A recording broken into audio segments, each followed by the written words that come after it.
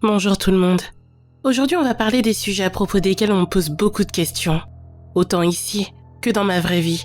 Des choses comme le Reiki, le Wendigo et d'autres légendes de style.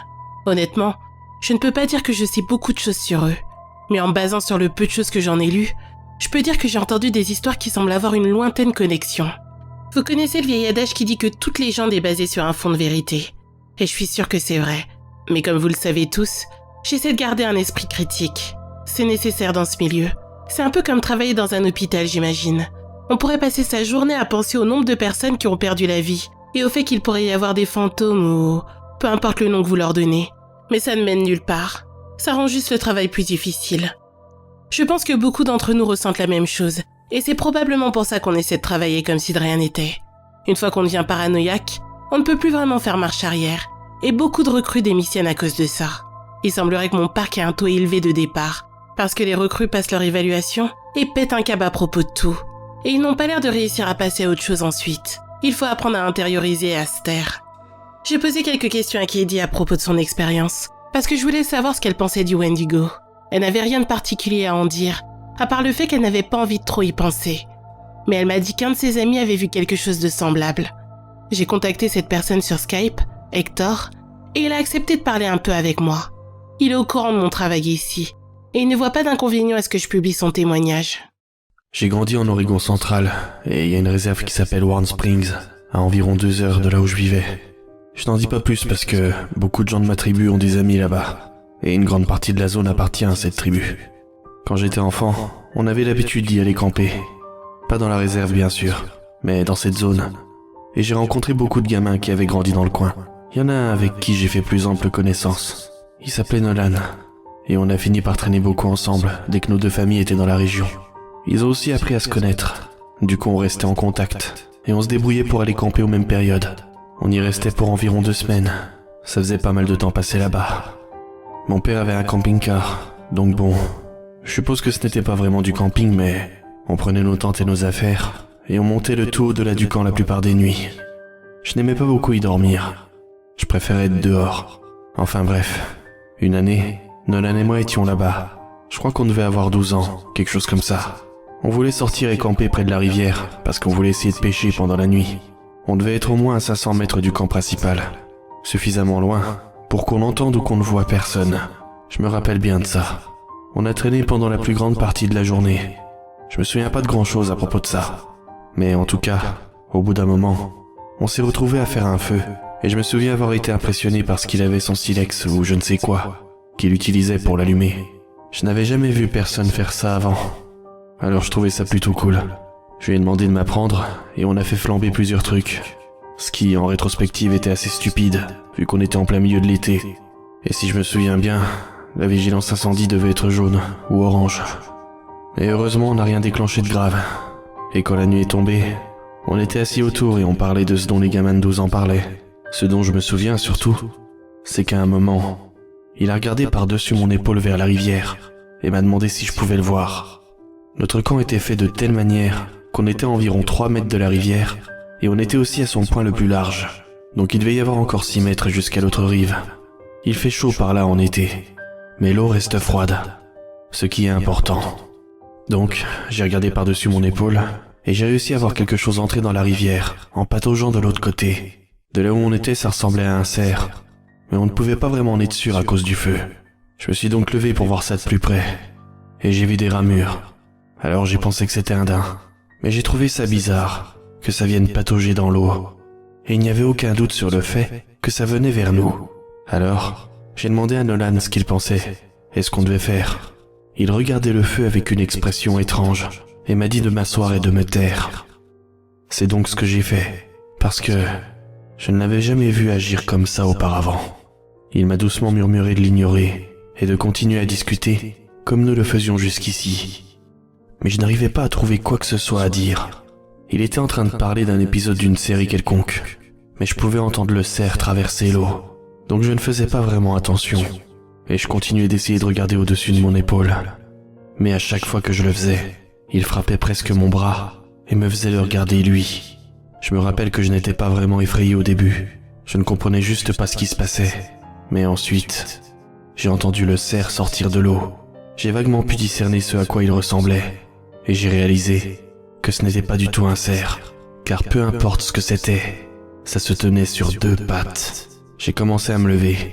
Je flippais un max. Mais Nolan m'a fait me rasseoir d'un coup sec, en parlant encore plus fort de son émission télévisée. Et je voyais bien qu'il avait aussi peur que moi, peut-être même plus. Il s'est alors penché et a déplacé quelques braises dans le feu avec un bâton. Et il a murmuré que peu importe ce que je faisais, il ne fallait pas que je parle à cette chose. Je pouvais la voir s'approcher, et elle se tenait à ce moment-là juste derrière mon dos. Je n'étais pas loin de me pisser dessus, et je pense que je me serais carapaté si j'avais été seul. Mais je pouvais pas abandonner mon ami. Alors, je suis resté assis calmement, en lançant quelques regards en biais. Ce n'était pas si grand, mais il y avait quelque chose qui n'allait pas à sa manière de se tenir, comme si son centre de gravité avait été complètement foutu en l'air. J'aurais du mal à le décrire, mais c'était comme si c'était beaucoup trop penché en avant. C'est resté derrière moi pendant un bon moment. Mon ami a même fini par ne plus rien avoir à dire. Alors on est resté assis là, sans parler, pendant quelques instants. Le feu, lui, faisait du bruit, mais j'avais l'impression d'entendre cette chose parler à voix très basse. Je n'arrivais pas à entendre ce que ça disait. Alors, j'ai tendu l'oreille, et je me suis littéralement pissé dessus, quand cette chose a fait la même chose que moi. Je n'arrivais pas à voir sa tête, mais j'ai pu voir ses yeux. Ils étaient troubles et laiteux. Si tu veux savoir à quoi il ressemblait, rappelle-toi cette scène dans Le Seigneur des Anneaux, où Frodon tombe dans le lac, là où les morts flottent vers lui. C'est à ça que ses yeux ressemblaient. Et donc tout ce que j'ai vu, c'était ces 2 yeux blancs qui flottaient au-dessus de moi, et une vague forme de ramure sortant de sa tête. Je ne sais pas quelle tête j'ai fait à ce moment-là, mais Nolan et moi, nous nous sommes tirés de là exactement au même moment, et on n'a pas arrêté de courir avant d'atteindre le camp principal. Mon pantalon était trempé de pisse, alors je l'ai enlevé pendant qu'on courait, et je l'ai balancé dans les buissons. On s'est tous les 2 arrêtés quand on est arrivé en face du camping-car de mon père, et plus rien ne nous poursuivait. Alors on est resté là un moment, pour reprendre notre souffle. J'ai demandé ce qu'était cette chose, mais il m'a dit qu'il ne savait pas. Il m'a expliqué que son grand-père l'avait simplement prévenu que si quelque chose devait s'approcher de lui, alors qu'il était en plein désert, il ne devait jamais, au grand jamais, lui parler ou écouter ce que ça pouvait dire. J'ai voulu savoir s'il avait aussi entendu parler, et il m'a dit que la seule chose qu'il ait réussi à comprendre était vous aider. Je crois qu'on a fini par aller dormir dans le camping-car avec mes parents. Et la nuit suivante, nous sommes ressortis et nous n'avons rien vu. Ça me rappelle effectivement la légende du Wendigo en de nombreux points. Il y a une phrase pour le décrire qui passe parfaitement. Cette phrase dit que le Wendigo est l'esprit des endroits déserts. Je sais que parfois quand je suis dehors dans la nature et que je sais qu'il n'y a personne à des kilomètres à la ronde, j'ai cette envie bizarre que je ne peux pas vraiment expliquer. Je ne sais pas si ça arrive à d'autres, mais c'est le désir de manger quelque chose. Je n'ai pas envie de quelque chose en particulier. C'est plutôt ce genre de faim bizarre qui empêche de se concentrer et qui vient du plus profond de ses tripes. Je voulais aussi en découvrir davantage au sujet de l'homme sans visage, et j'ai trouvé quelque chose de similaire. J'ai posé des questions dans mon cercle d'amis et collègues, et l'un d'entre eux m'a dit que quand il était sorti faire des réparations dans son secteur du parc, il avait vu quelque chose de semblable. Ce gars était en train de repeindre un stand d'information et a entendu un homme lui demander la direction du camping le plus proche. Il ne s'est pas retourné parce qu'il était en haut d'une échelle et que c'était dangereux. Mais il a informé l'homme qu'il n'y avait aucun camping à proximité, mais que s'il descendait la route sur environ 6 km, il en trouverait un dans un autre parc. Il a demandé s'il pouvait lui rendre un autre service, mais l'homme a dit que non, et l'a remercié. Mon ami a dit qu'il a continué de peindre, mais qu'il écoutait et qu'il n'a pas entendu l'homme partir. Il a continué en disant qu'à la seconde où il s'est approché de lui et lui a parlé, il avait senti ses cheveux se dresser sur sa nuque, sans qu'il ne sache pourquoi, qu'il avait juste une sensation désagréable. Il n'avait qu'une envie à ce moment-là, c'était de finir de peindre et prendre ses clics et ses claques. Il a pensé que c'était parce qu'il ne pouvait pas se retourner et le voir, mais pour lui, une chose était sûre, quelque chose n'allait pas. Il avait aussi remarqué une odeur bizarre avant même que l'homme ne lui adresse la parole. Une odeur de sang pas frais. Il a attendu que l'homme s'éloigne, mais il n'a pas entendu de bruit de pas s'éloigner de lui. Il a alors demandé à l'homme s'il avait besoin de quelque chose d'autre, mais celui-ci n'a pas répondu. Pourtant, il était clair qu'il était encore là. Mon collègue s'est alors retourné tant bien que mal pour voir ce qui se passait, et il a failli tomber en voyant que l'autre homme n'avait pas de visage. Il m'a assuré que cette chose avait simplement une peau toute lisse à la place. Il s'est alors frotté les yeux, et là il a entendu comme un bruit dans sa tête. Et quand il a réouvert les yeux, le visage de l'homme était redevenu normal. Mon ami est resté perplexe, et il s'est dit que ses yeux lui avaient joué des tours. Mais là, l'homme lui a posé une question qui lui a fait immédiatement réaliser que ce qu'il avait vu était bien vrai. Il lui a demandé la direction du camping, en ajoutant qu'il n'était pas du tout de la région. Alors que d'après mon collègue, il était impossible d'arriver jusque-là sans connaître un minimum l'endroit. On ne pouvait juste pas se perdre et se retrouver à l'endroit où ils étaient, surtout sans voiture. L'homme bizarre l'a alors supplié de l'emmener là où il voulait aller, grâce à sa voiture de fonction. Mais mon collègue lui a dit qu'il ne pouvait pas quitter son poste. Il lui a alors proposé d'appeler un taxi, mais l'homme étrange a refusé et s'est dépêché de partir, pas en direction de la sortie du parc, mais en s'enfonçant dans les arbres. Mon collègue a eu peur et s'est dépêché de monter dans sa voiture en laissant tout le matériel de peinture derrière lui.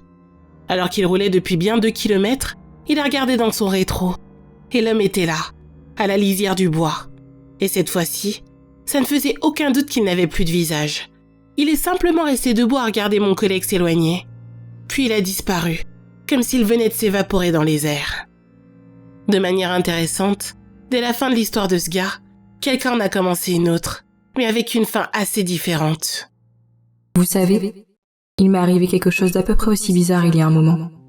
J'étais partie en reconnaissance pour une piste, et j'étais au milieu de nulle part.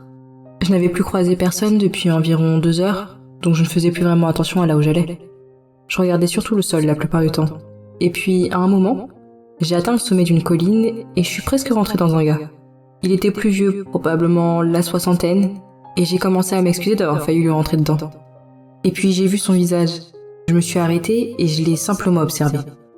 J'ai mis un moment à comprendre ce qui n'allait pas, mais le visage de ce gars était énorme. Je sais que c'est bizarre dit comme ça, mais je peux pas le décrire autrement. Sa tête n'était pas trop grosse ou quoi que ce soit. Elle était normale, mais la surface que prenait son visage était beaucoup trop grande. C'était comme si vous preniez le visage de quelqu'un et que vous zoomiez pour le voir 2 fois plus grand. Il n'a rien dit. Il m'a juste regardé et j'ai reculé en bégayant que j'étais désolée. Je l'ai contourné et j'ai détalé pour continuer à faire ce que j'avais à faire. Pendant tout ce temps, je n'ai pas arrêté de regarder derrière moi parce que je flippais qu'il apparaisse subitement, quelque chose du genre. Je sais que ça a l'air ridicule, mais je vous jure que c'est un des trucs les plus glauques que j'ai jamais vus. Un peu plus tard, j'ai ramené la conversation aux escaliers. Et il y a eu une chute totale d'enthousiasme. Au début, personne n'a rien dit. Il y a un vrai tabou sur eux, même quand on ne travaille pas. Et j'ai brisé la glace avec une de mes propres histoires. Un autre de mes collègues a alors pris la parole. Il y a quelques années, j'étais parti faire du camping avec ma copine. On était à environ 3 km de la route à un site que je connaissais. On est allé se coucher cette nuit, mais on ne pouvait pas dormir parce que... Quelqu'un l'a interrompu avec une blague, et on a bien failli partir sur un autre sujet. Mais j'ai réussi à recentrer la conversation. Ouais, c'est super drôle, crétin.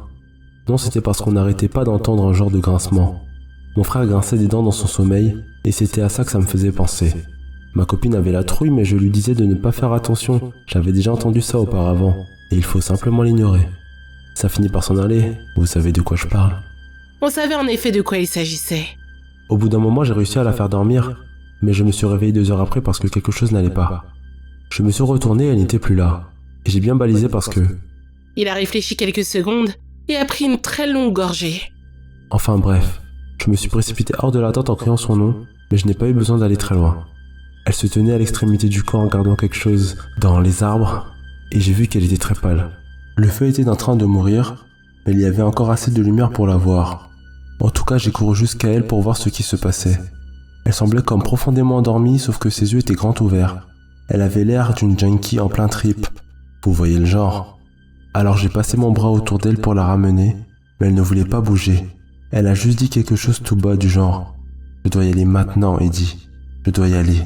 C'est là. » Je lui dis qu'elle faisait sans doute une crise de somnambulisme, qu'elle devait revenir se coucher, mais pas moyen de la faire bouger. Elle restait là, au même endroit en disant qu'elle devait partir. Alors j'ai regardé là où son regard s'était figé, et il y avait un escalier à une 12aine de mètres de nous, des escaliers gris en béton, et elle a commencé à marcher vers eux. Mais je l'ai tirée en arrière d'un coup sec, et ça l'a réveillée. Elle m'a regardé comme si j'avais perdu la tête et m'a demandé ce qu'elle foutait hors de la tente. Je lui ai rien dit, à part qu'elle avait fait une crise de somnambulisme. Le grincement était parti, Donc elle est juste rentrée dans la tente avec moi et il s'est rendormi. Je n'aime pas trop penser à ça. On était tous d'accord avec lui. Puis peu de temps après, quelqu'un a raconté une autre histoire. Vous vous rappelez les gars, ce gosse avec, je ne sais plus ce que c'était, un genre de maladie mentale. Pas de l'autisme, mais quelque chose de ce style. Eh bien, j'ai lu la transcription du rapport qu'il a fait quand on l'a retrouvé une semaine après sa disparition. Et c'était vraiment un truc de barge. Enfin, il faut garder un esprit critique, parce que qui sait ce que ce gamin croyait être réel. Mais il y a une partie de tout ça dont je doute que ça provienne de son imagination. Déjà, il a parlé des escaliers. Il a dit qu'il a regardé son père faire un feu et que les escaliers sont venus à lui, et qu'il devait y monter, car sinon, quelque chose de terrible allait arriver. Les flics n'ont pas vraiment compris ce qu'il a dit après, parce qu'il n'arrêtait pas de répéter « comme le feu de camp ». Et il n'a pas cessé de mentionner des sons, mais il n'arrivait pas à dire quels sons. Simplement que c'était très fort, et qu'il devait se couvrir les oreilles pour ne pas les entendre. Mais ce dont je me rappelle le mieux, c'est qu'ils lui ont demandé où est-ce qu'il était allé. Et il a simplement dit qu'il était resté là. Il se pointait lui-même du doigt. Et ils ont dit qu'il pensait que ça voulait dire qu'il croyait ne jamais être parti. Il a dit qu'il n'avait pas eu peur parce que les escaliers étaient là, et qu'il lui avait parlé. Mais pas comme les gens parlent habituellement. Comme je l'ai dit, c'était vraiment tordu et difficile à comprendre. Et je pense que les flics n'en ont transcrit qu'une petite partie. Ils ont fini par se dire que le gosse avait une sorte d'amnésie, que la piste criminelle était peu probable. Ça n'explique pas vraiment pourquoi il est revenu une semaine plus tard en allant parfaitement bien, sans la moindre saleté sur lui et le ventre plein. Mais bon, si les flics le disent... Il y a encore beaucoup de questions auxquelles je souhaiterais apporter des réponses. Je vais continuer à me renseigner auprès de mon entourage et trouver ce que je peux. La prochaine mise à jour devrait arriver bientôt. Merci d'être aussi patient et de toujours être là au rendez-vous. À bientôt.